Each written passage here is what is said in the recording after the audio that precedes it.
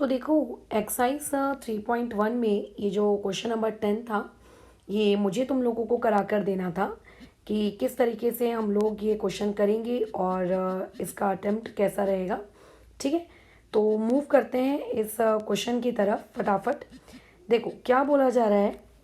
सबसे पहले तो डायग्राम बना लेना कॉपी में। उसके बाद जो नेक्स्ट चीज़ आती है वो बेसिकली आ जाता है आप लोगों का गिवन। तो पहले गिवन डेटा तो लिख ही लेना।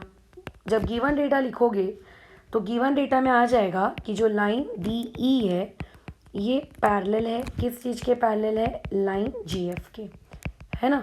अच्छा, उसके अलावा रे ई जी को और रे एफ जी को बाइसेक्टर कहा गया है। ठीक है, तो यहाँ लिख देते हैं कि रे ई जी एंड साथ ही साथ में जो दूसरी रे है एफ जी, ये बोलो क्या है, आर बाइसेक्टर्स। ये क्या है, बाइसेक्टर्स हैं।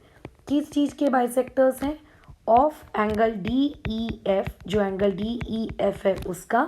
एंड साथ ही साथ में एक और एंगल है हमारा डी एफ एम, ये उसके। अब देखो एंगल डी ई एफ का वो बाइसेक्टर है ई जी, मतलब ई जी डेफिनेटली उसके दो टुकड़े कर रहा होगा। तो मान लेते हैं लेट अस कॉल्ड दिस टुकड़ा एज वन। ठीक है, और उसके अलावा इसमें हम लोग क्या कर लेते हैं, इस चीज़ को एंगल टू बार कर लेते हैं। तो यानी कि मैं ये लिख सकती हूँ कि मेरे पास जो एंगल वन है वो एंगल टू के बराबर है।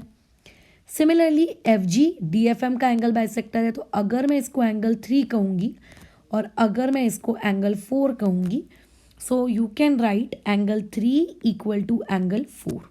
M I right? बिल्कुल मैडम, आप इसको ऐसा कह सकते हो, है ना। अब आगे आते हैं प्रूफ दैट में। तो इसमें टोटल आपको दो सब पार्ट्स प्रूव करने को कहे गए हैं। पहला सब पार्ट आपको कहा गया है D E G equal to half of angle E D F, और जो दूसरा सब पार्ट आपको प्रूव करने को बोला गया है वो बोला गया है E F equals to F G. Done. तो पहला वाला सब पार्ट थोड़ा प्रूव कर लेते हैं और उसके बाद देखते हैं कि हम लोग आखिरी वाले सब पार्ट तक पहुंच पा रहे हैं कि नहीं पहुंच पा रहे हैं। ठीक है, चलो। तो देखो, सबसे पहले आपने जितनी भी मार्किंग की है, ठीक है, अच्छी बात है, कर लिए हो, नो इश्यूज़। अब इसमें बात यह आती है कि इस मैडम इस क्वेश्चन को हम प्रूव कैसे करेंगे, ये तो मतलब समझ ही नहीं आ रहा है। तो आप थोड़ा शांत रहिए, उसमें ध्यान से देखिए कि आपको प्रूव दैट करने को बोला क्या है। प्रूव दैट करने को बोला गया है कि एंगल डी ई जी। अब आप फोकस करिए कि एंगल डी ई जी कहते किसको है। ठीक है, आप एंगल जी डी ई जी कहते किसको है। अच्छा ठीक है, तो हमने देखा कि D से लेकर ये E तक और E से लेकर ये G तक, this part is known as angle number one. तो यानी कि वो ये कह रहा है कि angle one equal to half times of angle E D F. अब आप फोकस करिए कि ई डी एफ किसको कहते हैं। एक minute, I think anything is wrong, इसमें कुछ रॉन्ग है। एक मिनट, क्योंकि एंगल ई, एक मिनट नहीं बराबर है, हाँ। ई डी एफ किसको कहते हैं, देखो ई से लेकर, एक मिनट दूसरा कलर यूज़ करते हैं, हाँ, ई से लेकर डी ये रहा, और ये डी से लेकर एफ। तो ये इस ऊपर वाले एंगल के, तो इस ऊपर वाले एंगल को चलो मैं कोई नाम दे देती हूँ, लेट्स से फाइव। तो मुझे ये प्रूफ करना है कि एंगल वन एंगल फाइव का बोलिए कितना है, आधा है। ठीक है, मुझको ये प्रूफ करना है। डन, ठीक है, ओके। इसको प्रूफ कैसे करेंगे, तो जो डेटा आपके सामने आपको दिया हुआ है ना, आपको अपना पूरा कंसंट्रेशन उस डेटा पे रखना है। अगर आपको डेटा पता है तो आप कर लेंगे आसानी से, अगर आपको डेटा पता ही नहीं है तो आप नहीं कर पाएंगे, है ना। तो डेटा पता होना एक्चुअली बहुत ज़्यादा ज़रूरी है। तो डेटा में आपको लाइन डी ई और जी एफ पैरेलल का है, ठीक है, कोई इशू नहीं है। तो अभी इसका हम लोग क्या स्टार्ट कर रहे हैं, हम लोग इसका क्या स्टार्ट कर रहे हैं, प्रूफ। तो प्रूफ के लिए मैंने क्या किया, एक डी ई बनाया, लेट से ये मैंने बना लिया डी ई, और मान लेते हैं ये मैंने बना लिया जी एफ। ठीक है, अच्छा डी ई किसे कहेंगे, ये रहा पॉइंट डी, ये रहा पॉइंट ई। एक मिनट,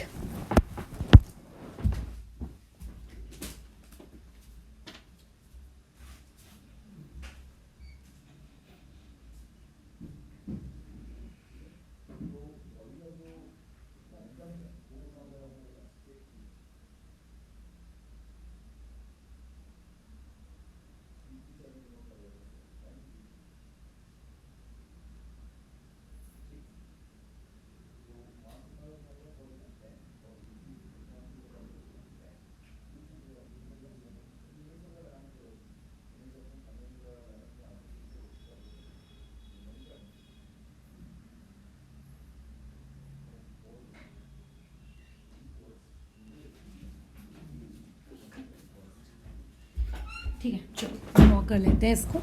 तो DE मैंने ड्रॉ किया और एक GF इसको ड्रॉ किया। GF कहाँ है, GF कहाँ है, वो रही ऊपर GF, ठीक है। अच्छा, ये G पॉइंट ले लिया और ये पॉइंट ले लिया F। अब मैं क्या करूँ, अब मैं काम करती हूँ, हमने लास्ट चैप्टर पढ़ा है तो जहाँ भी दिखे पैरेलल लाइन समझ जाइए कि ट्रांसवर्सल का कंसेप्ट इस्तेमाल करना पड़ेगा। मैं ट्रांसवर्सल लेती हूँ GE को। ट्रांसवर्सल किसको ले रही हूँ मैं, G से लेकर E को, इसको मैंने मेरा ट्रांसवर्सल लिया है, ठीक है। तो ये वाला जो एंगल है, अगर आप डायग्राम में ऊपर ऑब्जर्व करें तो इस एंगल DEG को हम कहते क्या हैं। अगर आप डायग्राम को ऊपर ऑब्जर्व करें तो इस पर्टिकुलर चीज़ को हम क्या कहते हैं, इस एंगल DEG को कहते हैं एंगल नंबर 1, है ना। अच्छा, उसके अलावा ये वाला जो एंगल होता है, इस वाले एंगल को हम लोग क्या कहते हैं, देखो अपने डायग्राम में देखो।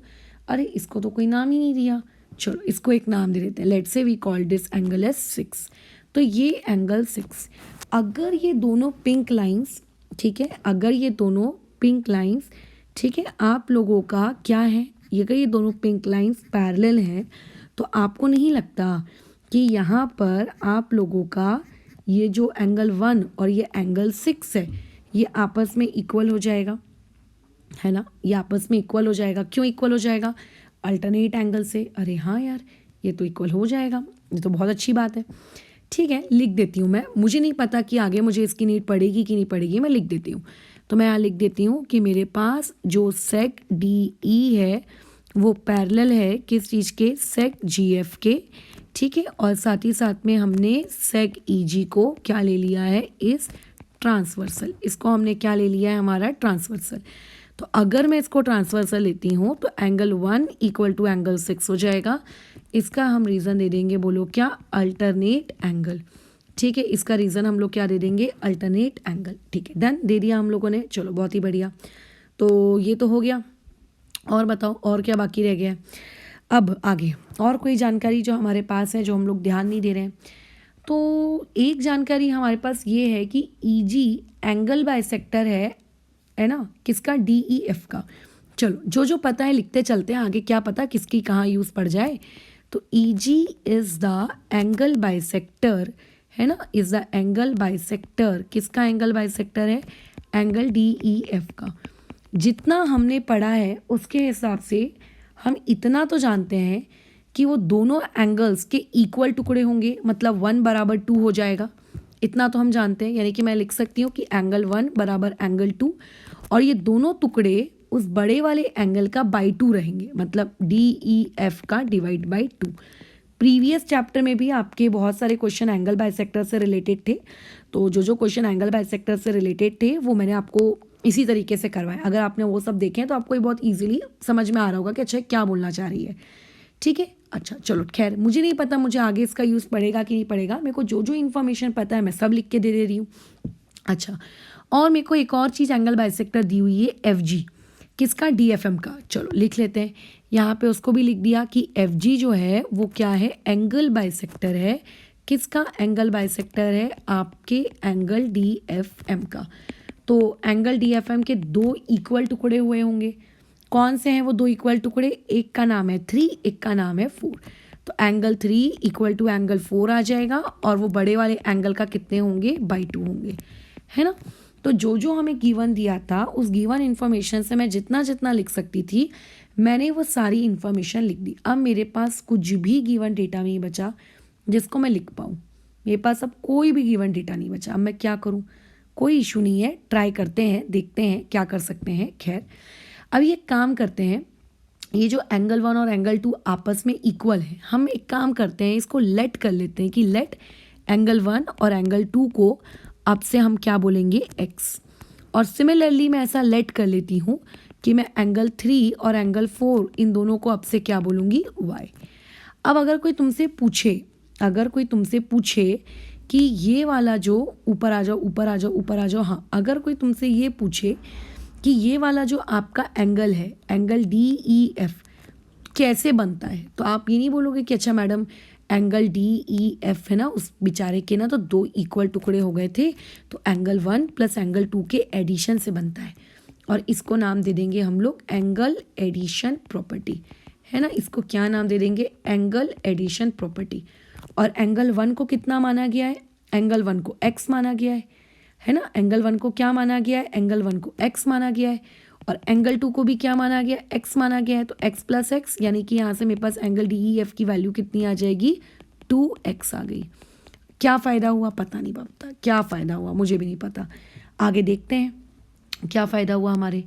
अब क्या करें क्या करें क्या करें, हम लोग सोच रहे थे। फिर हमारे दिमाग में एक और ख्याल आया कि DE और GF हमको पैरेलल दिए। देखो DE और GF हमको पैरेलल दिए है ना। अगर ये ब्लू वाली ट्रांसवर्सल जो मैंने ली थी पहले, अगर मैडम आप ये ब्लू वाली ट्रांसवर्सल नहीं लेती, आप इसके बदले काश कोई दूसरी ट्रांसवर्सल ले लेती, काश आप कोई दूसरी ट्रांसवर्सल ले ले। तो मैंने बोला ठीक है ले लेते हैं, ठीक है बराबर, दूसरी ट्रांसवर्सल ले लेते हैं। तो मैंने पूछा बताओ कौन सी लेना है, तो तुमने कहा कि देखिए ये रहा आपका DE है ना, और ये रहा आपका GF। इस बार आप ट्रांसवर्सल ले लीजिए इसको, ये इस वाली को। तो आपको नहीं, अच्छा ये बीच वाला जो ये ग्रीन पार्ट है, जैसे कि देखो ये D से लेकर E, ये मैंने कर दिया। फिर ये हो गया आप लोगों का एक और G से लेकर F, ये एक और हो गया। और ये एक और ट्रांसवर्सल ले ली हमने E से लेकर F। तो आपको नहीं लगता ये वाला एंगल और ये वाला एंगल इस वक्त करस्पॉन्डिंग एंगल होंगे? हाँ, यानी कि मैं इस वाले एंगल को और इस वाले एंगल को इस वक्त करस्पॉन्डिंग कह सकती हूँ, बिल्कुल कह सकते हैं। और ये दोनों एंगल्स आपस में क्या होंगे, इक्वल होंगे, है ना। चलो बहुत अच्छी बात है।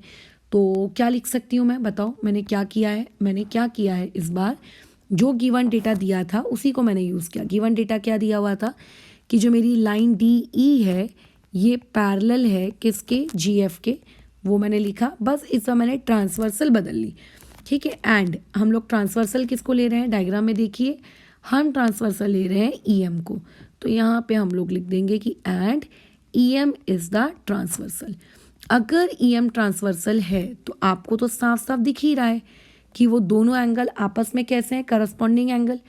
यानी कि मैं ये लिख सकती हूँ ऊपर के डायग्राम से कि वो D आपका एंगल जो है, क्या नाम है उसका, एंगल DEF, और आपका एंगल GFM, ये दोनों क्या है, इक्वल। यानी कि एंगल DEF और एंगल GFM, जिसको हम लोगों ने नाम दिया है एंगल 4, ये आपस में बोलो क्या हो गए, करस्पॉन्डिंग एंगल। क्या हो गए, करस्पॉन्डिंग एंगल। और एंगल DEF इसकी वैल्यू तो हम पहले ही निकाल चुके हैं। कितनी निकाले हमने इसकी वैल्यू, 2x। तो यहाँ पे क्या मैं इस DEF और एंगल 4, क्योंकि मेरा इक्वल है तो इसीलिए एंगल 4 की वैल्यू मेरे पास कितनी आ जाएगी, इसलिए मेरी एंगल 4 की वैल्यू भी कितनी आ जाएगी, 2x आ जाएगी, है ना। क्योंकि मेरा एंगल DEF 2x हम पहले ही निकाल चुके हैं। इसका रीज़न दे देते हैं फ्रॉम 1। अगर एंगल 4 की वैल्यू 2x आई है, अगर एंगल 4 की वैल्यू 2x आई है, तो क्योंकि एंगल 4 और एंगल 3 आपस में इक्वल है, तो एंगल 3 की वैल्यू भी बोलो कितनी आएगी, उसकी वैल्यू भी कितनी आएगी, उसकी वैल्यू भी मैडम कितनी आएगी, 2x आएगी, क्योंकि दोनों तो इक्वल है। अच्छा, तो इसको एक काम करते हैं, इसको इक्वेशन नंबर 2 करके यहाँ फ्रॉम 2 दे देते हैं और इसको इक्वेशन नंबर 1 दे देते हैं, जिससे ये पता चल रहा है कि एंगल 3 और एंगल 4 इक्वल है। और यहाँ इसको रीज़न दे देते हैं फ्रॉम 1। और जो हमने ये लिखा था ना कि let angle 3 equal to angle 4 equal to y, इसकी हमको ज़रूरत नहीं है, छोड़ दो इसको, ठीक है, इसको आप छोड़ दो, इसकी हमको ज़रूरत नहीं है। अच्छा बहुत ही बढ़िया। अब क्या करें, अब बहुत ही ईजी हो गया क्वेश्चन, अब कुछ बचा नहीं है। क्वेश्चन को थोड़ा सा हम रीड्रॉ करते हैं। हम एक बार ट्राइंगल बनाते हैं, जो हमारा ओरिजिनल ट्राइंगल है। ट्राइंगल का हमारा नाम क्या है, डायग्राम को देखिए आप, ट्राइंगल का नाम क्या है, DEF, ये हमारे ट्राइंगल का नाम था, है ना। कहाँ गया, हाँ ये हमारे ट्राइंगल का नाम था DEF। बाकी ड्रॉ मत करना, जिसमें से ये एंगल कितने डिग्री का कैलकुलेट किए हम, 2x डिग्री का कैलकुलेट किए, इसको हम एंगल 5 नाम दिए और इसको हम ऐसा एक्सटेंड कर दिए। बाकी ड्रॉ मत करिएगा। और इसको एक नाम दे दिया पॉइंट M। और ये पूरा का पूरा एंगल कितने का है, अब सुनो, एंगल 3 और एंगल 4 दोनों के दोनों 2x हैं। तो एंगल DFM कैसे बनता है, angle DFM angle 3 plus angle 4 से बनता है। एंगल 3 भी 2x है, एंगल 4 भी 2x है, तो पूरा का पूरा एंगल DFM ये कितना हो जाएगा, ये 4x हो जाएगा, है ना। और यहाँ पे आप रीज़न दे सकते हैं एंगल एडिशन प्रॉपर्टी, यहाँ पे रीज़न दे सकते हैं एंगल एडिशन प्रॉपर्टी। अब अगर आप ध्यान से देखें तो ये जो एंगल डी एफ एम है ये एक्सटीरियर एंगल है। किसका एक्सटीरियर एंगल है? Of triangle D E F का। अब अगर ये एक्सटीरियर एंगल है तो आप एक्सटीरियर एंगल की प्रॉपर्टी लगा दीजिए, क्या होती है? Therefore by exterior angle theorem, ठीक है, जो हमारा एक्सटीरियर एंगल थ्योरम आपने इस चैप्टर में पढ़ा है, बोलो क्या है? बाहर वाला एंगल जो एक्सटीरियर है ना, यानी कि 4x इक्वल टू दो रिमोट इंटीरियर एंगल का एडिशन, मतलब 5 + 2x। तो अगर मैं इसको सॉल्व करूँ तो मेरे पास यहाँ से एंगल 5 की कितनी वैल्यू आ जाएगी? 2x आ जाएगी। डायग्राम को अगर तुम ध्यान से देखो तो 5 एंगल हम किसे कहते हैं? EDF को 5 कहते हैं। तो मैं 5 की जगह EDF लिख सकती हूँ।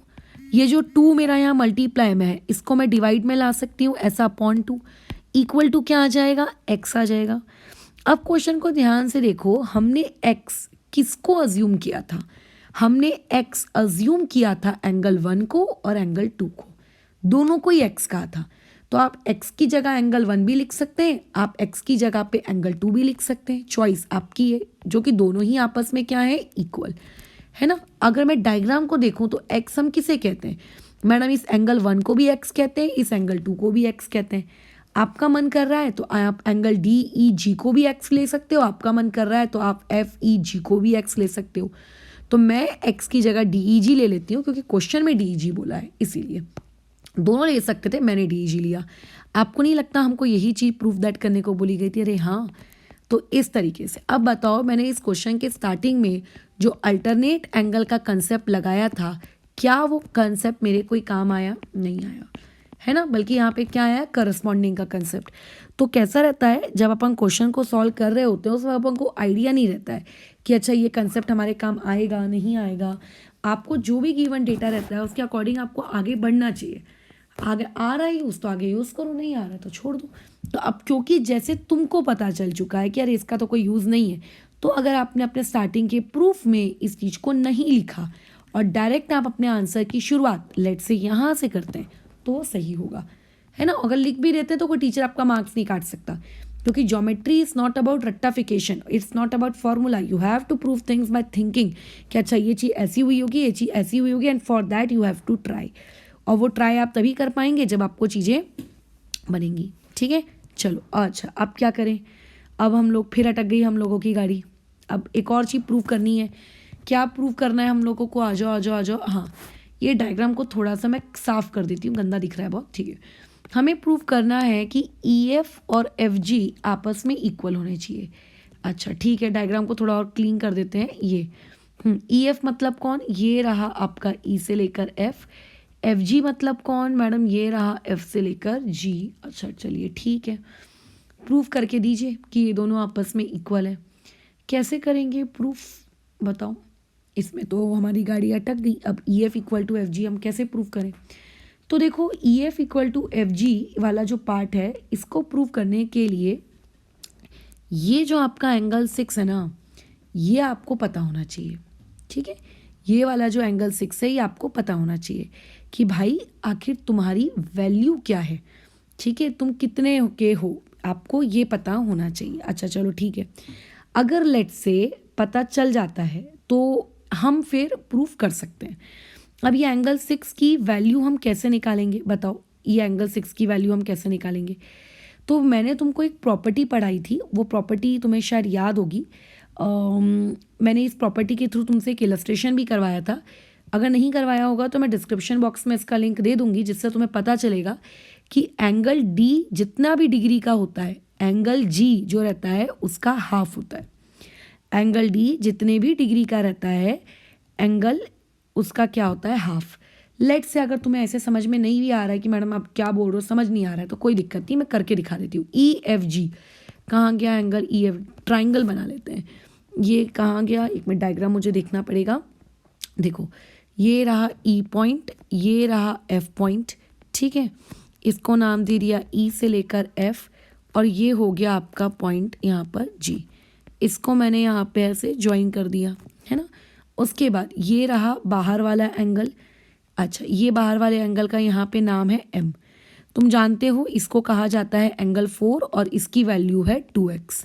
इसे कहा जाता है एंगल नंबर 3 और इसकी वैल्यू है, सॉरी, एंगल नंबर 2 और इसकी वैल्यू है x। अगर मैं यहाँ लिखूँ कि GFM जो है वो एक्सटीरियर एंगल है, क्या है? एक्सटीरियर एंगल, ठीक है। किसका एक्सटीरियर एंगल है? ट्राइंगल EFG का। तो therefore by exterior angle theorem, यहाँ पे हम एक्सटीरियर एंगल थ्योरम लगा सकते हैं, जैसा कि हम ऊपर लगाए थे, बिल्कुल लगा सकते हैं।